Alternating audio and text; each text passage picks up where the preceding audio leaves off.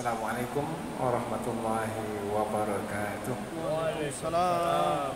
Alhamdulillahirabbil alamin wa bihi nasta'inu ala umuri dunya waddin nasta'inuhu wa nastaghfiruh wa na'udzu billahi min shururi anfusina wa min sayyiati a'malina faman yahdihillahu fala mudilla lahu wa man yudlil fala hadiya lahu.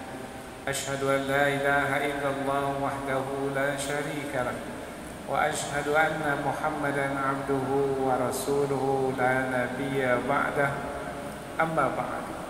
Puji syukur kehadirat Allah Subhanahu wa taala.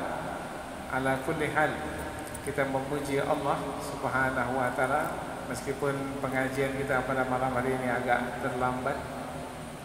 Namun Allah masih memberi kesempatan kepada kita untuk mengisi waktu.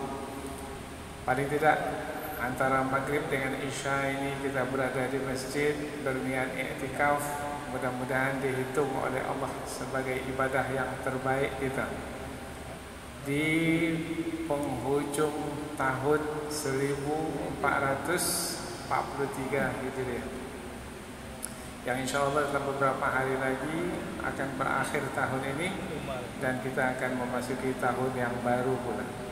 Mudah-mudahan Allah tambahkan nikmat ke atas nikmat yang telah kita terima, yaitu dengan banyak memuji Allah sebagai tanda bersyukur kepada Allah Subhanahu wa taala. Alhamdulillahirabbil alamin.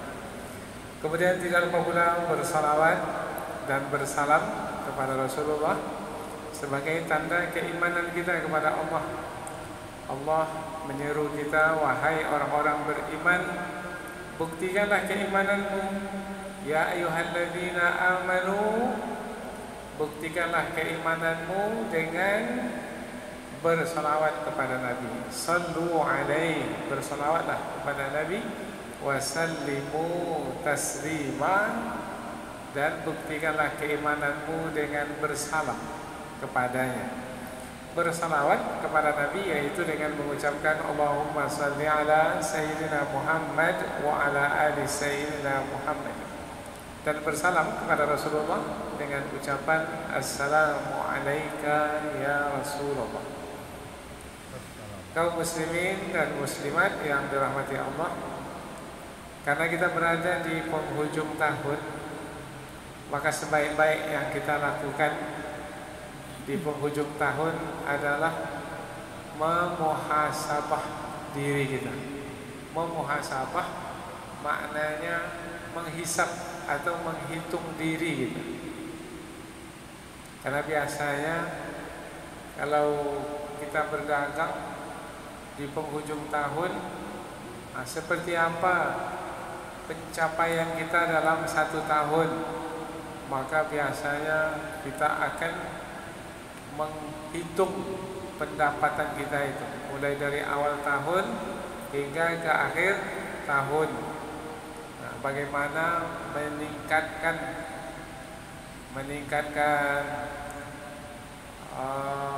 keuntungan pada tahun yang akan datang. Maka biasanya kita akan mengevaluasi satu tahun yang sudah kita lalui. Begitu juga kita dalam hidup ini. Hasibu anfusakum qabla an tuhasabu. Hisablah dirimu sebelum nanti kamu dihisab oleh Allah Subhanahu wa taala. Sekarang kita menghisab diri kita. Kita evaluasi diri kita sebelum nanti Allah Subhanahu wa taala menghisab kita di hari akhirat. Ayat yang selalu dipakai oleh para ustaz untuk mengevaluasi diri sebagai dalil adalah ayat yang terdapat di dalam surah Al-Hasyr. Allah Subhanahu wa taala berfirman, A'udzu billahi minasyaitonir rajim. Ya ayyuhalladzina amanu taqullaha, wahai orang-orang beriman, bertakwalah kepada Allah.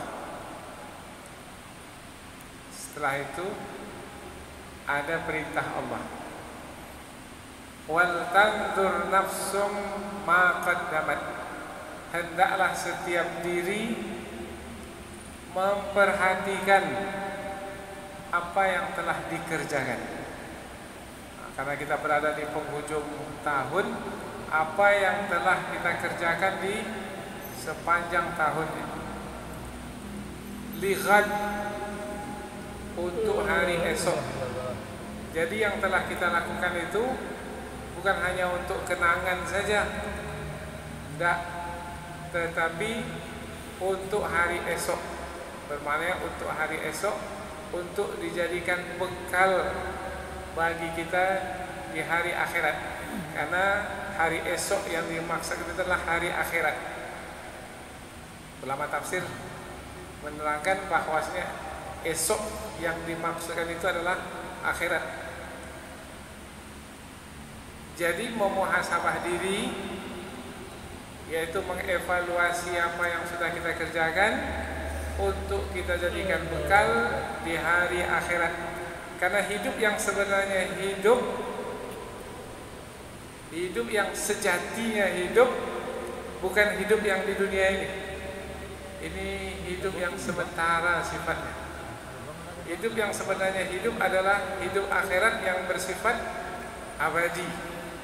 Allah berfirman, wa inna daral akhirah, sesungguhnya kehidupan di kampung akhirat itu lahiyal hayawan, itulah dia kehidupan yang sebenarnya kehidupan.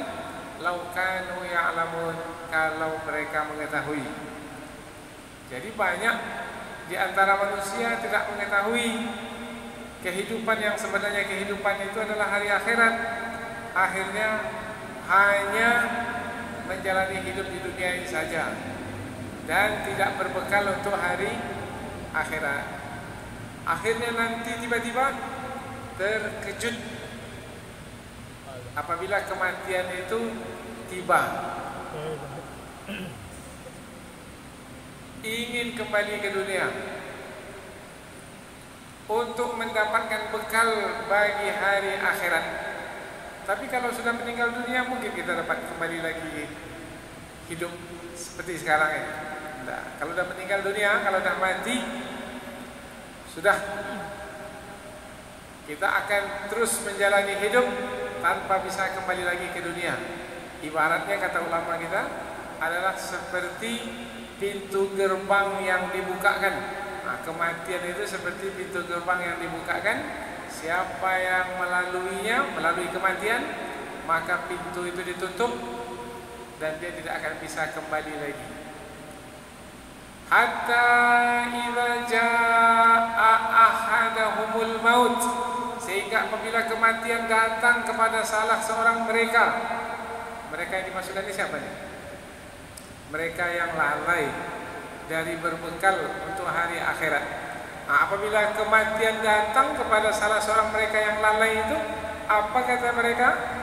Qala rabbirji'un, kembalikanlah aku ke dunia ya Allah, la'alli a'malu salihan fima tarak, aku akan beramal salih yang dahulu aku tinggalkan.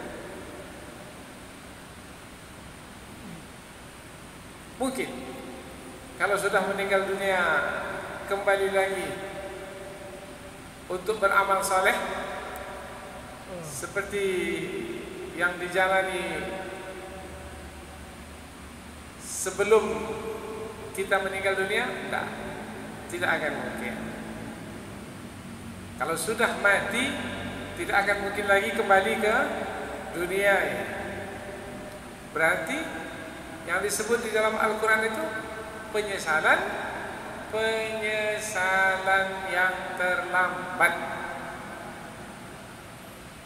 Jadi kalau mau menyesal itu, kapan baru menyesal itu bermanfaat? Sekarang, ketika kita mengevaluasi diri kita. Nah, ketika kita menghitung, menghisap diri kita sekarang ini di penghujung tahun ini, mari kita menyesal. Contoh umpamanya, sepanjang tahun ini sudah berapa kali khatam Al-Quran? Jawablah. Salat 5 waktu. Alhamdulillah. Rasanya tak ada salat 5 waktu kita yang tinggal, tidak ada. Alhamdulillah. Tapi jangan cukup sampai di situ. Salat 5 waktu di awal waktu. Itu masalah tuh Ustaz. Karena kadang-kadang saya sholat juga, tapi sudah dekat-dekat ke akhir waktu. Evaluasi diri, menyesal, saya tak akan buat lagi. Pada tahun yang akan datang, saya sholat 5 waktu di awal waktu. Adakah sholat kita di awal waktu berjamaah di masjid? Itulah Ustaz. Itu kekurangan saya tahun ini. Sekali-sekali saja ada sholat 5 waktu di awal waktu di masjid, tapi di bulan Ramadan aja. Kalau dah masuk bulan Syawal, dah bertabur, tak lagi di awal waktu. Kadang-kadang di awal, kadang-kadang di tengah, kadang-kadang sendirian. Nah, itu namanya muhasabah, mengevaluasi diri. Sampai di situ muhasabah kita. Enggak. Salat 5 waktu di awal waktu. Alhamdulillah. Berjamaah di masjid. Alhamdulillah. Ada lagi? Apa lagi? Khusyuk atau enggak? Itulah dia masalah. Kadang-kadang khusyuk, kadang-kadang enggak. Kalau seperti sekarang ini harga sawit rendah ini jatuh ini, hilang khusyuk saya itu. Dah tak kemana-mana pikiran ini. Solat juga, tetapi pikiran ini ada melayang kemana-mana. Bermakna kurang nilai solat kita itu. Menyesal. Kapan menyesal? Sekarang. Penyesalan yang sekarang ini bermanfaat. Tapi kalau menyesal nanti setelah meninggal dunia, ada juga penyesalan itu, ada. Itu ayat yang kita baca tadi. Rupanya nanti akan ada penyesalan juga. Tapi penyesalan yang terlambat, penyesalan yang tidak ada gunanya. Itu baru sholat 5 waktu itu. Begitu juga dengan puasa. Setahun ini ada berpuasa? Ada. Puasa Ramadan. Ada diikuti dengan 6 hari bulan Syawal? Syawal kemarin? Ada. Alhamdulillah. Ada tambah lagi dengan puasa sunat Senin Kamis? Itulah masalah saya. Kadang-kadang saya, kalau bisa tambah lagi. Jangan hanya Senin Kamis, yaitu puasa Nabi Daud alaihissalam, sehari puasa, sehari tidak. Nah, sekarang inilah kita memeriksa amalan kita sepanjang tahun, sebelum nanti amalan kita itu diperiksa oleh Allah Subhanahu wa taala. Jadi amalan itu diperiksa juga oleh Allah. Ada berpuasa? Ada. Ikhlas atau tidak? Sungguh-sungguh atau tidak? Dengan suka, dengan senang beramal itu atau tidak? Kalau ya, maka dinilai, ini tinggi nilainya. Sekaranglah waktunya kita mengevaluasi diri. Sholat, puasa, infak. Bukan hanya zakat yang kita keluarkan, tetapi juga sedekah. Sepanjang tahun ini berapa kira-kira infak yang kita berikan? Ada kita berinfak ke masjid, ke lembaga pendidikan Islam, pada ahli keluarga kita yang fakir, yang miskin, yang memerlukan, pada anak-anak yang ingin melanjutkan pendidikan sekolahnya, umpamanya ke luar negeri. Ada kita menginfakkan harta. Kalau ada berapa banyak? Kemudian tambah lagi. Kalau harta kita berlebih, kita pun tidaklah memerlukannya. Kemudian kita menginfakkan harta, itu mudah, itu ringan karena kita tidak memerlukan.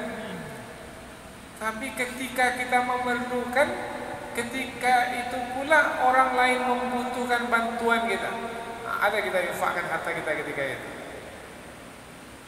Kita periksalah amal kita sekarang ini. Ini namanya muhasabah diri, supaya kita tahu nilai hidup yang sedang kita jalani ini seberapa, nilainya berapa. Biasanya orang-orang yang sekolah itu dinilai oleh guru-gurunya, mulai dari SD, SMP, SMA sampai perguruan tinggi. Di akhir tahun, akhir semester dinilai.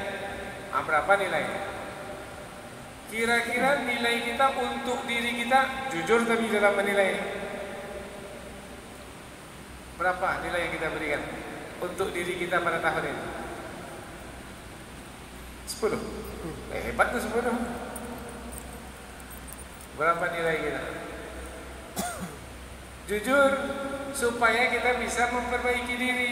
7 nilai kita, tambahkan lagi nanti tahun yang akan datang jadi 8, jadi 9. 9, tingkatkan lagi jadi 10. Rasanya di tahun ini Ustaz sempurna rasanya amal saya. Oh, bagus. Alhamdulillah. Kalau sudah sempurna macam mana lagi?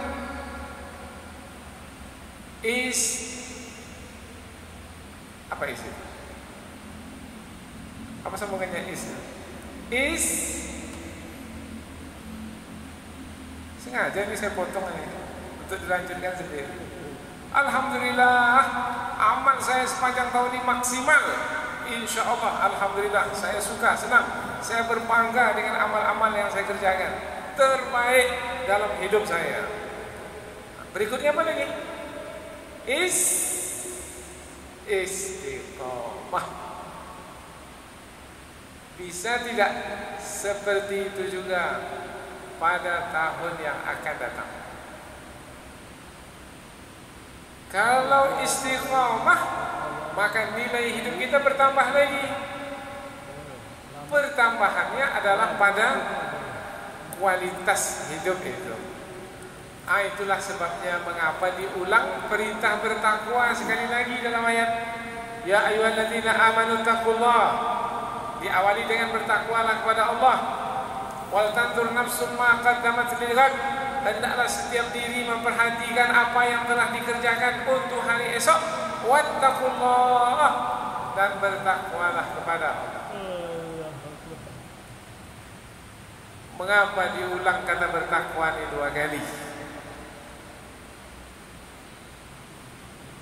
Untuk istiqomah dan meninggikan nilai hidup. Biasanya kalau hidup kita biasa saja, maka yang kita jalani itu adalah yang biasa difahami oleh akal pikiran kita. Sekarang kita uji nih, nilai hidup kita ini. Ini apa ini? Yang dalam botolnya apa? Air minum.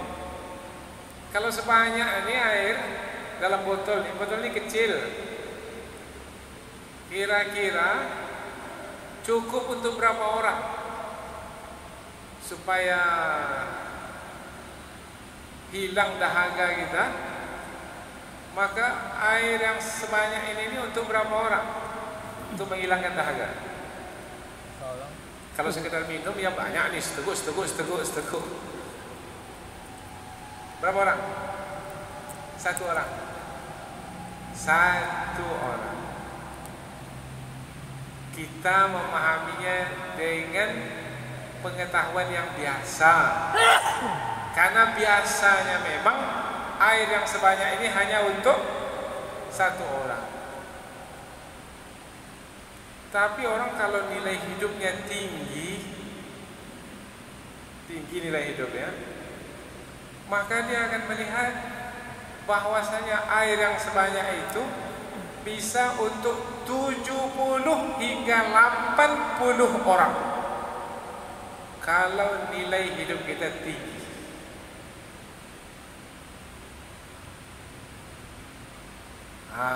Mulai kita ngaji lagi. Tadi mukadimah baru.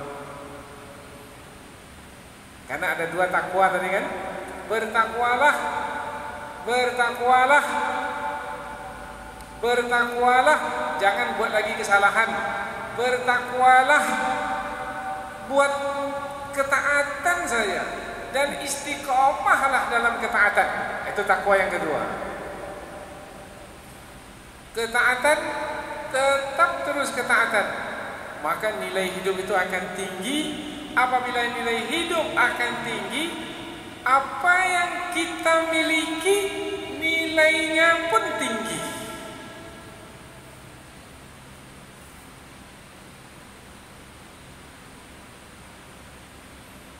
Kalau minuman ini bernilai tinggi, maka meskipun minuman ini biasanya untuk 1 orang, tapi karena nilainya tinggi bisa untuk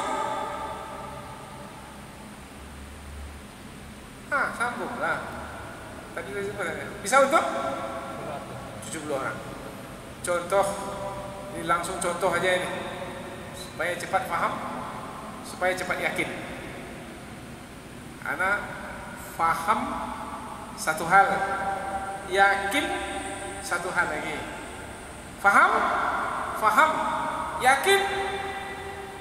Tak yakinlah saya 1 botol untuk 70 orang. Hadis riwayat Imam Bukhari.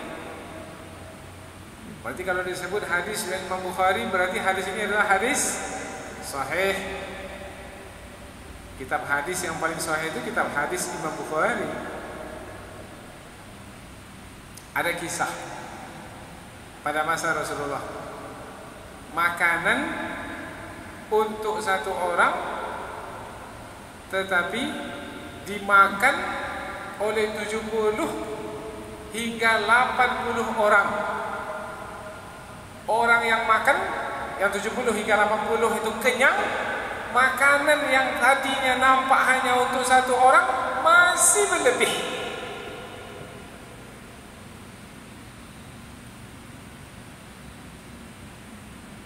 Apa sebab? Karena yang punya makanan itu nilai hidupnya tinggi.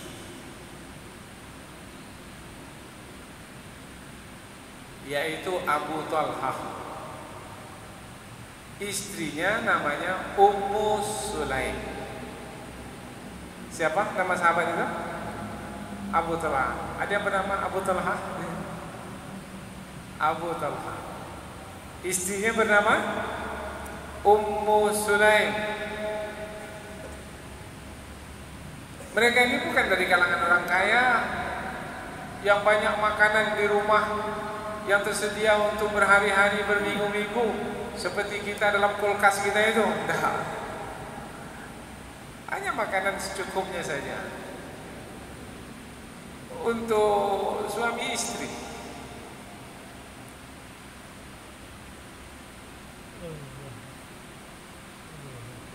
Abu Talhah mendengar Rasulullah menyampaikan pengajian di masjid bersama dengan para sahabat. Abu Talhah mendengar suara Rasulullah itu mulai merendah. Suara Rasulullah mulai merendah Maka Abu Talhah ini segera mendatangi istrinya. Wahai istriku, sesungguhnya suara Rasul di masjid itu, suara Rasul di masjid mulai merendah. Berarti Rasulullah lapar sekarang. Ada makanan kita? Ada tidak makanan di rumah kita? Kita hantar untuk Rasulullah. Ini bentuk ketakwaan Abu Talhah. Kita ada tak seperti itu ya? Sudah terdengar suara ustaz mengaji di masjid itu merendah? Ada teringin kita untuk menghantar makanan ke masjid? Nampaknya suara ustaz dah rendah nampak di masjid. Lapar ustaz. Kita hantarlah makanan ke Abu Talhah. Sensitif itu apa tuh? Peka, ada kepekaan, memiliki hati yang halus untuk berbuat baik, apalagi kepada Rasul. Itulah nilai hidup yang tinggi yang dimiliki oleh Abu Talhah ini. Apa kata istri beliau? Wahai suamiku, ada makanan tapi untuk satu orang. Sementara kalau kita hantar ke masjid untuk Rasulullah, sahabat yang lain bagaimana? Tak apalah, hantar aja lah ke masjid untuk Rasul. Tapi caranya dipotong-potong makanan itu, kemudian diikatkan di ujung kain. Dulu orang tua-tua kita juga begitu. Apabila ada roti kering, mengikatnya itu di kain, dilipatkan, bawa ke masjid. Beritahu itu adalah makanan untuk Rasul saja, karena makanan itu sedikit. Kalau diberikan juga kepada para sahabat, tak cukup. Kita masuk waktu Isya. Nampaknya kita tangguh dulu lah kisah ini. Kisah ini panjang sedikit, yaitu kisah tentang nilai hidup yang tinggi. Rupanya nilai hidup yang tinggi ini kita muhasabah diri kita ini. Nilai hidup kita itu tinggi atau tidak? Atau biasa-biasa saja? Kalau biasa-biasa saja, maka apa yang ada pada kita pun akan biasa-biasa. Tapi kalau nilai hidup kita tinggi, apa yang ada pada kita pun bernilai tinggi. Harta saya sedikit, makanan sedikit, tapi nilainya tinggi. Seperti harta yang dimiliki oleh Abu Talhah dan istrinya, nilainya tinggi. Karena makanan tersebut sedikit, yang semestinya hanya cukup untuk satu orang, rupanya berlebih untuk 80 orang. Kita mau mempertingkatkan nilai hidup kita ini, insya Allah. Kalau tidak dapat tahun ini nilai hidup yang tinggi, tahun depanlah nilai hidup yang tinggi itu akan kita dapatkan. Supaya kita menikmati kelebihan yang telah Allah janjikan sebenarnya, dan sebenarnya semua kita layak untuk mendapatkan kelebihan tersebut. Hanya saja, akankah kita mendapatkannya? Itu tergantung pada diri kita. Insya Allah kita akan coba membahaskannya setelah sholat Isya berjamaah nanti. Assalamualaikum warahmatullahi wabarakatuh.